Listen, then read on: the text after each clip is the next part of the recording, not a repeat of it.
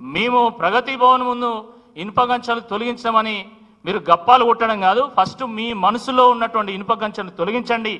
మీ మనసుల ముందు ఉన్నటువంటి ఇనుప గంచెల్ని తొలగించాల్సిందా ఈ సందర్భంగా నేను విజ్ఞప్తి చేస్తా ఉన్నాను.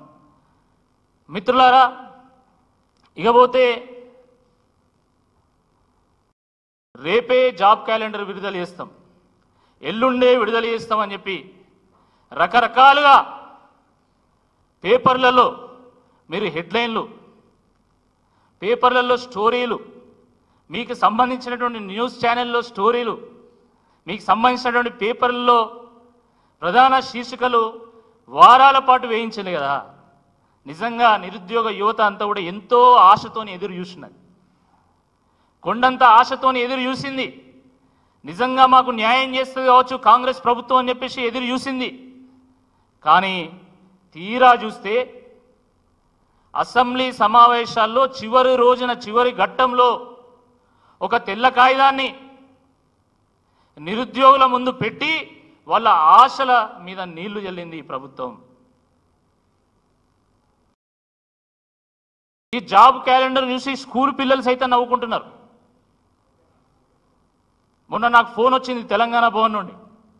ఇక్కడ ఒక మిత్రుడు, అన్న జాబ్ క్యాలెండర్ వచ్చింది ఒకసారి చూడండి, మీరు ప్రెస్లో నేను మాట్లాడాలనుకుంటుందని చెప్తే నేను వాట్సాప్ ఓపెన్ చేసి ఆ జాబ్ క్యాలెండర్ను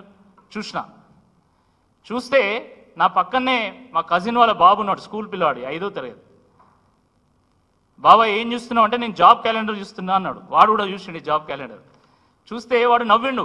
అరే ఎందుకు నవ్వుతున్నావు అంటే, క్యాలెండర్ అంటే అలా డేట్ ఉండాలి కదా, డేటే లేదు, అది క్యాలెండర్ ఎట్లయితుంది అని అడిగింది.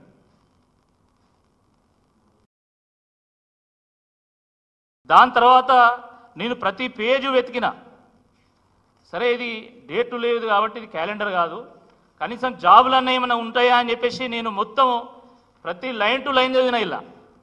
ఇల్లు ఎక్కడైనా జాబులు ఉన్నాయా అని చెప్పేసి మైక్రోస్కోప్ పెట్టి చూసినా, భూతద్దం పెట్టి చూసినా కూడా ఇల్లు ఒక్క జాబ్ కూడా కనబడతలేదు. ఇది ఉద్యోగ క్యాలెండర్ కాదు,